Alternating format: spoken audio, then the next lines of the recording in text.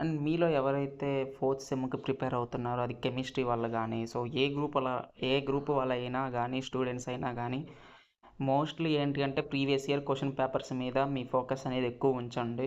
ఎందుకంటే last third sem కూడా మీకేంటి అంటే ప్రీవియస్ ఇయర్ క్వెషన్ పేపర్స్ నుండే ఎక్కువ క్వెషన్స్ అనేది ప్రెజెంట్ ఉన్న క్వెషన్ పేపర్‌లో ఎక్కువ రిపీట్ అయినాయి. సో మీరెవరైనా ప్యాటర్న్‌ని ఐడెంటిఫై చేస్తే. సో ఇప్పుడు కూడా సేమ్ అలానే ఉంటది. పెద్ద చేంజెస్ ఏమి ఉండదు. సో మెయిన్‌లీ ఏంటి అంటే మీ సప్లీ స్టూడెంట్స్ అయితే మాత్రం మీరేం చేయాలంటే వన్ థింగ్, మీరు ప్రీవియస్ ఇయర్ క్వెషన్ పేపర్స్ అనేది ఎక్కువ ఆ క్వెషన్ పేపర్స్‌లో ఉన్న క్వెషన్స్ మాత్రం ప్రిపేర్ అవ్వండి.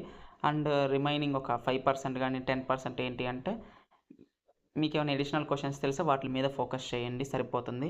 అండ్ రెగ్యులర్ స్టూడెంట్స్ అయితే మాత్రం మీరు అన్నిటి మీద ఫోకస్ చేయండి. మీకు గ్రేడ్స్ మార్క్స్ మీరు ఎక్కువ గెయిన్ చేయాలి కాబట్టి అలా. అండ్ నెక్స్ట్ థింగ్ ఏంటి అంటే ప్రెజెంటేషన్ అండ్ హ్యాండ్ రైటింగ్ ఈ 2 ఏంటి అంటే మీరు బాగా ఇవ్వాలి. అండ్ కెమిస్ట్రీలో ఏంటి అంటే మీరు స్ట్రక్చర్స్ గానీ, రియాక్షన్స్ గానీ అవన్నీ ప్రాపర్‌గా రాస్తేనే మీకు మార్క్స్ వస్తాయి. సొంతగా రాయాలి అనేది మాత్రం థాట్ పెట్టుకోవద్దు మీకు. అది అసలు యూజ్‌లెస్ అది కెమిస్ట్రీలో. అండ్ దట్స్ ఇట్ అండి. ఈ వీడియో మీకు యూజ్‌ఫుల్ అవుతుంది. ఈ షార్ట్ వీడియో అని చేస్తున్నా. ఈ క్వెషన్ పేపర్ ఫుల్ ప్లెడ్జ్డ్‌గా ప్రిపేర్ అవ్వండి.